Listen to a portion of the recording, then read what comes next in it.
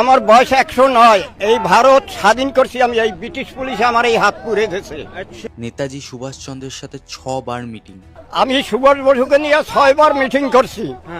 মাস্টারদা সূর্য সেন, এমনকি মাস্টারদা সূর্য সেনের সাথেও বহুবার মিটিং করেছে। এই 109 বছর বয়সে মানুষটাকে আমরা কয়জন চিনি বলতে পারবে? আমি জানি 100-এর মধ্যে 80% মানুষই আমরা জানি না। কারণ আমরা জানি কে 78টা ঘুমের ওষুধ খেয়েছে, বা কে অলিপাবে গিয়ে বিফ খেয়েছে, বা কোন ইনফ্লুয়েন্সারকে অ্যারেস্ট করা হয়েছে নারী নির্যাতনের জন্য। আমরা এগুলো সব খবর রাখি। আর এই দাদু, যার নাম হরেন বাগচি বিশ্বাস, তিনি বলেছেন ব্রিটিশ তার হাত পুড়িয়ে দিয়েছিল, তাও তিনি মুখ খোলেনি। ব্রিটিশ পুলিশ আগুনে হাত চেপে ধরে জিজ্ঞাসা করছে অস্ত্র কোথায় রাখছি, সুভাষ বসু কোথায় আছে। আমার হাতের একখানা অস্ত্র এখানে নিক্ষেপ হইলে আমেরিকা এই দেশের নিচে আমেরিকা তোমায় কেঁপে যাবে যে এই ভারতে যেন আজ কি হয়ে গেল।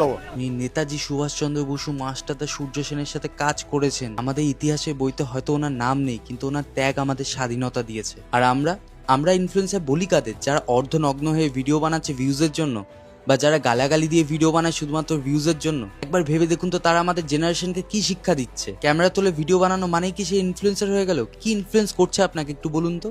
এবার থেকে কাউকে ফলো করার আগে 100 বার ভাবুন সে কি ভ্যালু অ্যাড করছে আপনার লাইফে। আর এই ভিডিওটা সবাইকে শেয়ার করে দাও, এই ফ্রিডম ফাইটার দাদুর কথা যাতে সবাই জানতে পারে।